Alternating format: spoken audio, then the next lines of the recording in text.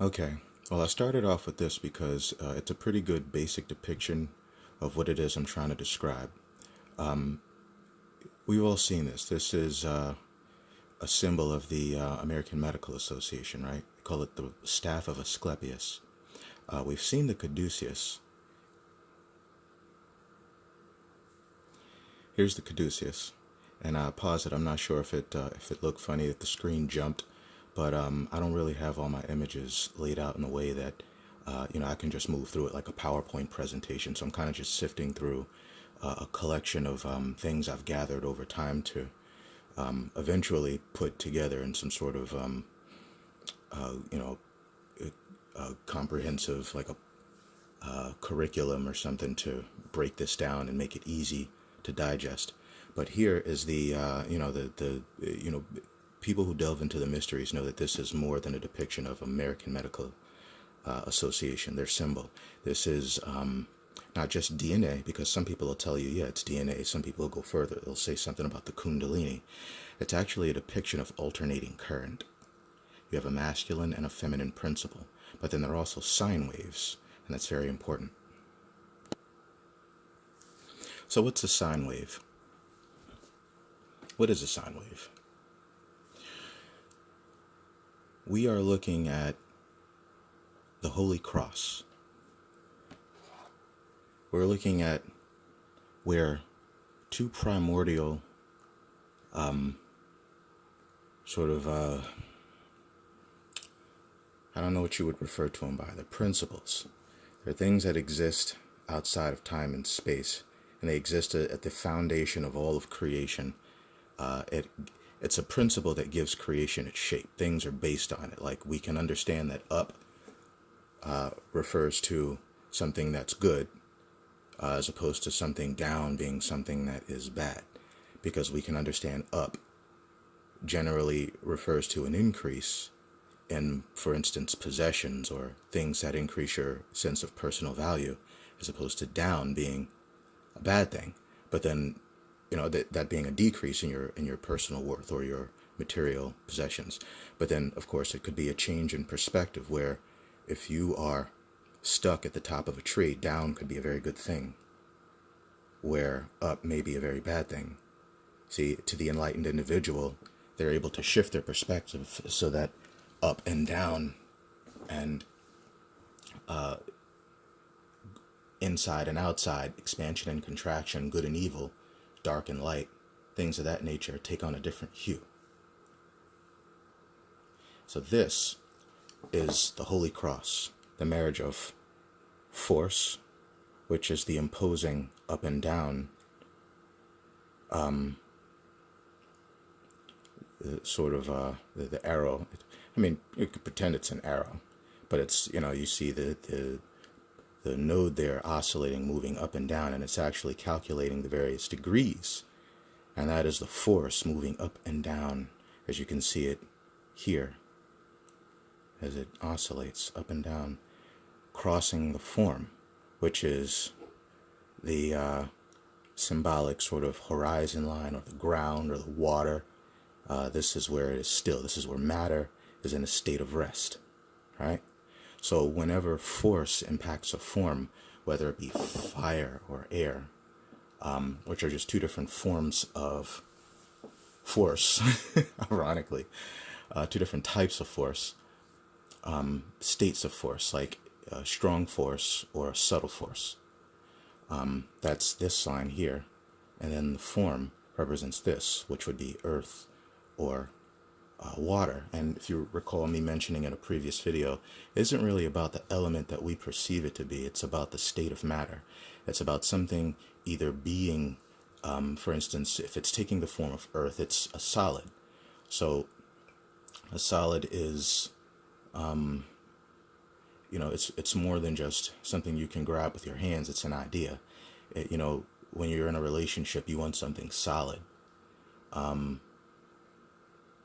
When you're hungry and you need nutrient-dense food, you want something heavy or weighted. You need it to be filling, you want something hearty. That's a quality of earth, because something is dense.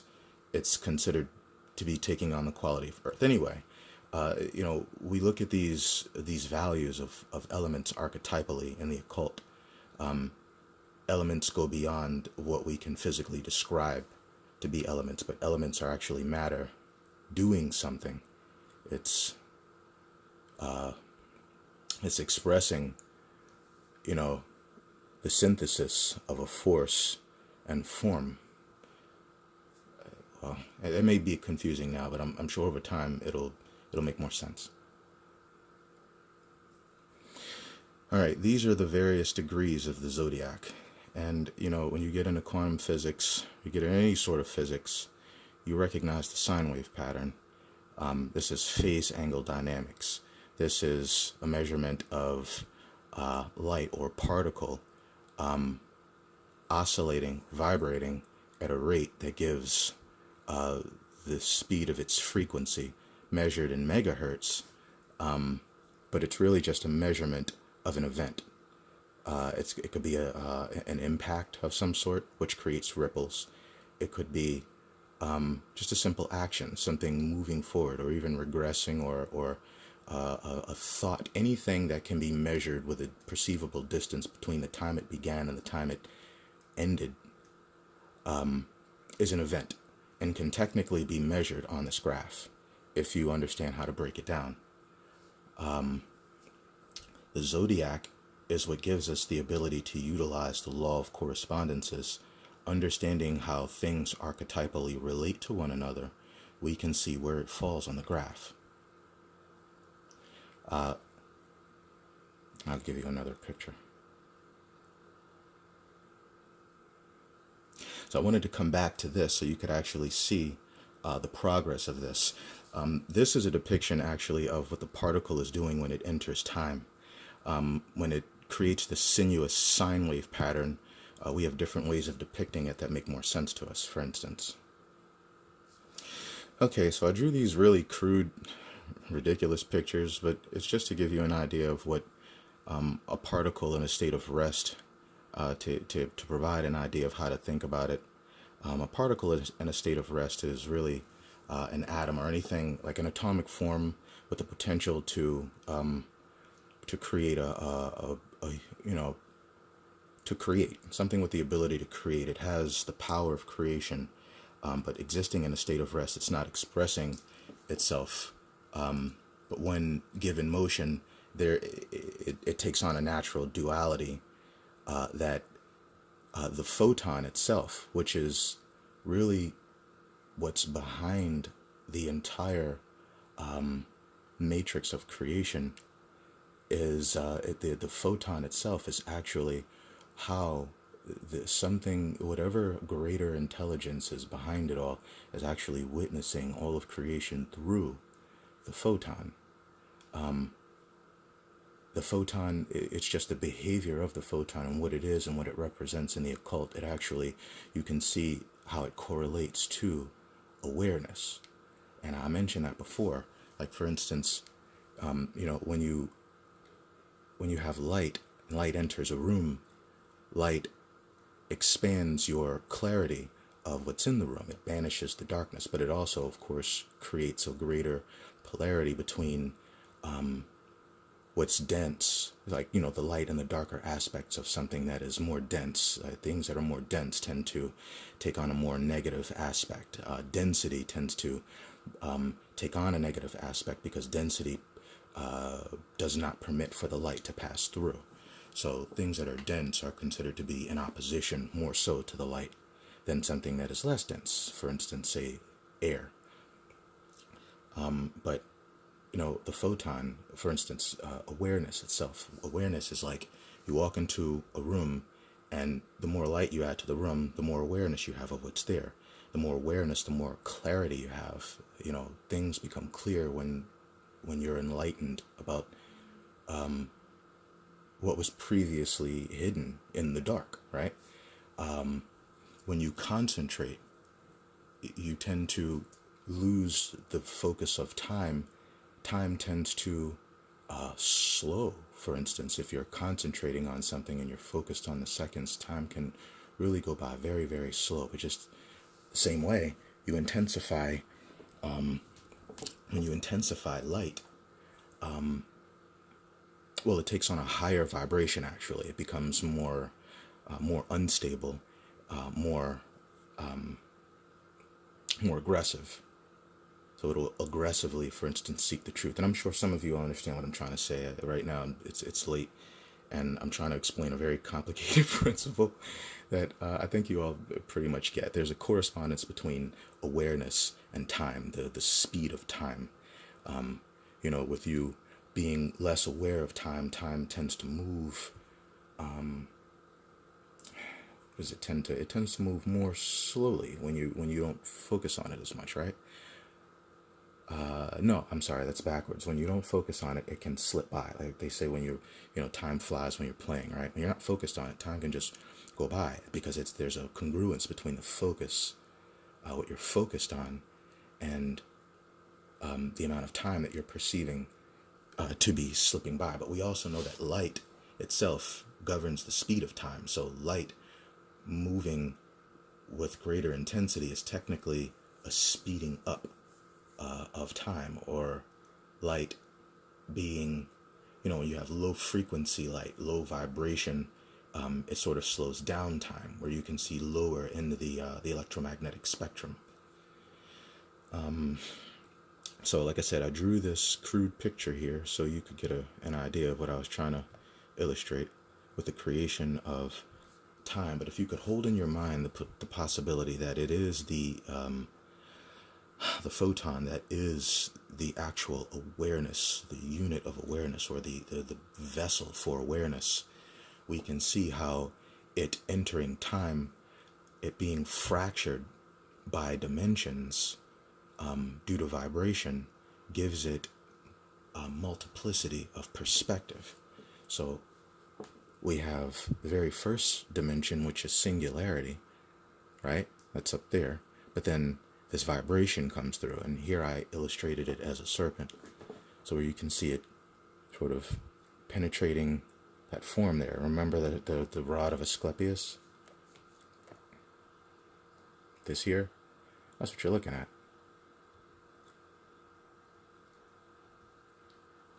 So, going back to this. Sorry for the total unprofessionalness of it. So, but as you can see here, you have force and form, right? Force and form. That's what everything boils down to. That's what creates time. It's what creates resistance. It's what creates events. It's what builds matter. It's what moves things. It's what gives us polarity. It gives us a breakdown of different dimensions that matter builds itself through. So, and that's the second dimension, where you have a difference between the upper and lower polarities here. So perceivably, if you were, let's say for instance, and you have where let me show you another picture. So at the point of impact, you'll notice, let's say for instance, this is the particle. It goes into a state of vibration, but then sort of due to quantum superposition, it's always on this line here. It always remains the particle, but then due to its torsion, it takes on a wave pattern. So it's both the particle and the wave. And what I was trying to illustrate here is how it can be in multiple places, but it can be observing itself from all of these different angles, which is how the photon creates for itself, duplicity of perspective.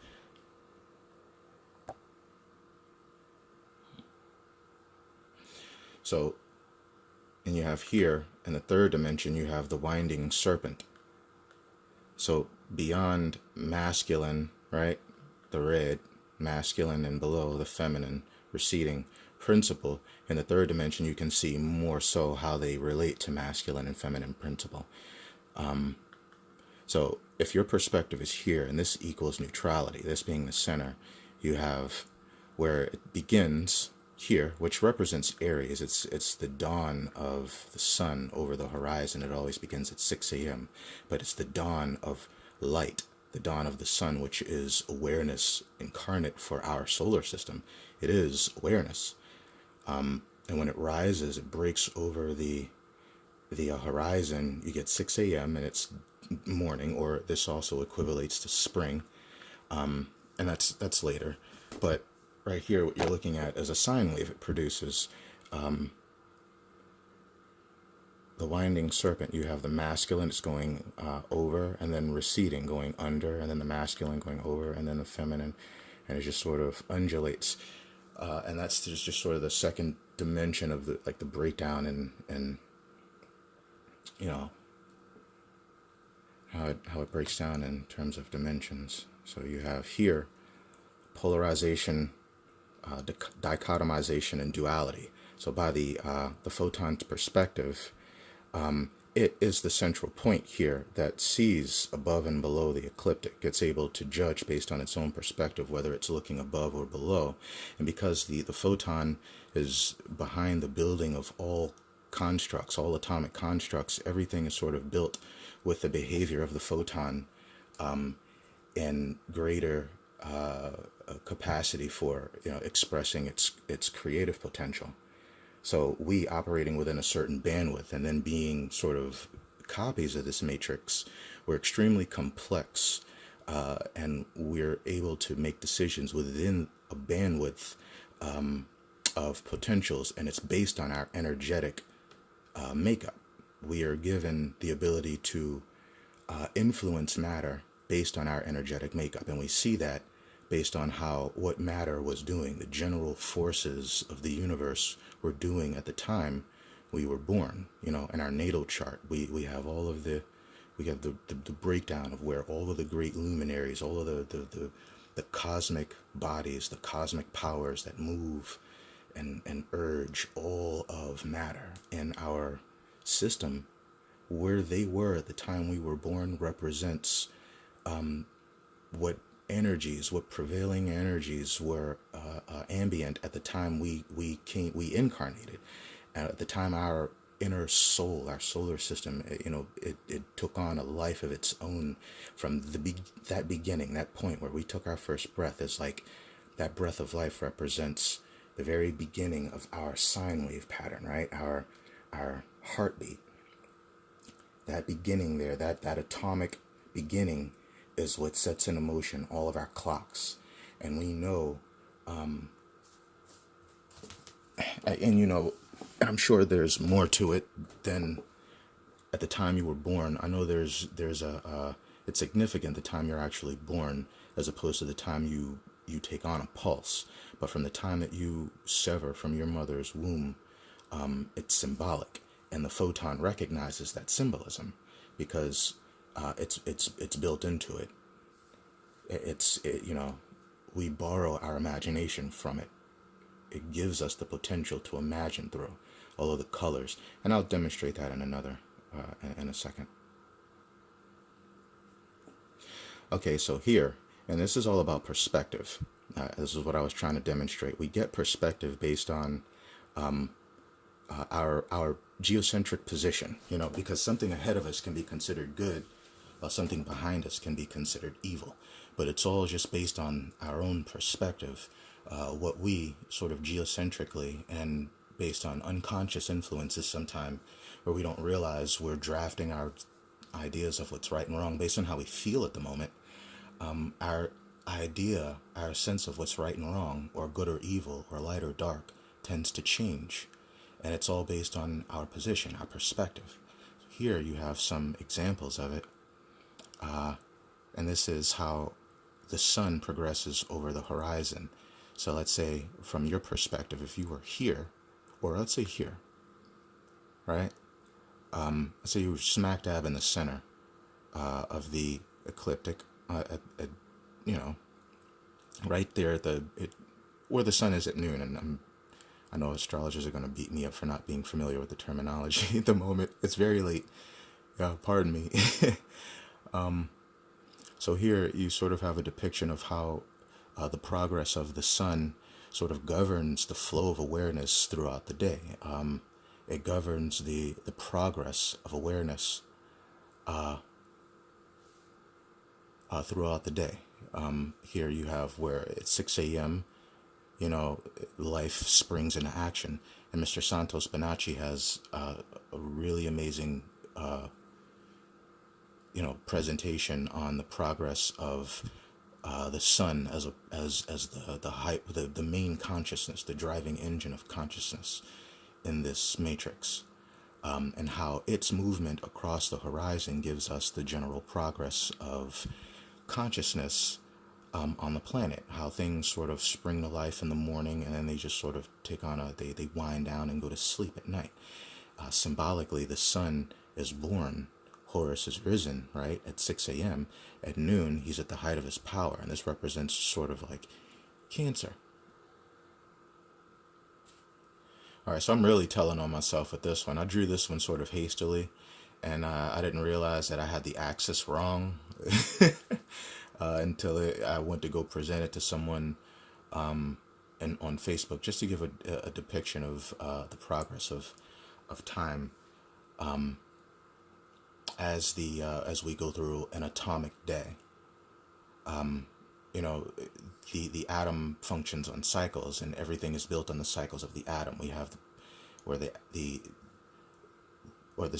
atomic time. Basically, you have where seconds go into minutes, right? A full cycle, which represents 360 degrees.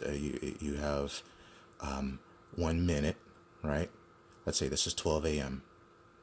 Just humor me on this. This isn't 12 a.m. This would technically be like 12 a.m. here, but let's just say this was. So you would have 6 a.m. here, and then 12 a.m. 6 a.m. here, 12 noon, good grief. 6 p.m. and then midnight, and that would represent a full minute. But then also you would have 24 hours, right? I just said that, I'm sorry. So you have 24 hours. First you have a minute, and then you have, a depiction of 24 hours, obviously, of 6 a.m., 12 noon. But then this could also be, 30 seconds, 60, good grief. Wow, I sound really dumb right now. 15 seconds, 30, 45, and 60, right? Or it could be it's the full cycle of the seasons, right? You have spring, summer, fall, and winter. But it's just the same atomic cycle that gives us the general rise and fall of consciousness as it moves through these cycles. And, I'll go into all of that in another time, because I'm running 20-something minutes right now. There's something else I wanted to show you. This is what it comes back to. This would be considered, for instance, Aries here, rising into Leo, coming down into Libra, which is the scales, the balance, falling into Capricorn, and then rising back up into Aries, and then, Leo and Cancer right here. So this is a depiction of spring, summer, fall, winter, spring, summer, fall, winter, right? Spring, summer, fall, winter, spring, summer, fall, winter. That's what we're worshiping when we're worshiping the movement of the sun. It's just the shift in the seasons of consciousness. And I'd really love to find who did the breakdown for the color chart, the spectrum, because, we live under the firmament. The firmament is the spectrum of light that's marked by our rainbow, which is the covenant of God, right? The covenant was marked by a rainbow. The covenant represents the bandwidth that we live in. So I actually lined it up so that you could see how beginning with Aries, what you have here are the primary colors, red, yellow, and blue. And here, Sagittarius, red, yellow, and blue. And these three here form this interesting trinity, where you can see this trine here between the three fires, which I believe has something to do with the torsion or the electromotive force that's given this torsion field as it winds down into time, as force is forced through form, and it takes on different states, but those colors are really interesting because, you know, we know that colors pertain to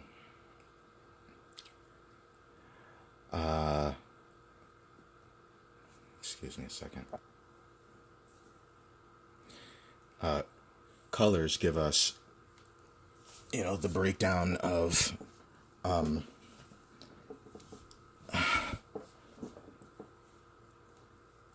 emotional values we tend to assign to emotions, or color values we tend to assign to emotions. They hold an archetypal value. You know, there's something about them and the frequency that color, the bandwidth of that color, or rather the frequency of that color's spectrum, or its place in the spectrum, actually it imposes on the mind subconsciously. And when the ancients, you know, when they drafted the astrological wheel, what they were giving us is a depiction of how, based on the angle and the frequency and the color, we got a mixture of different emotions, different emotional profiles for the value of that. Goodness, I'm not explaining it. I'm going to do this in another. I'm going to complete this in another video, actually, because there's a lot I want to say, and I'm realizing just how much information I don't have available. So bear with me a moment.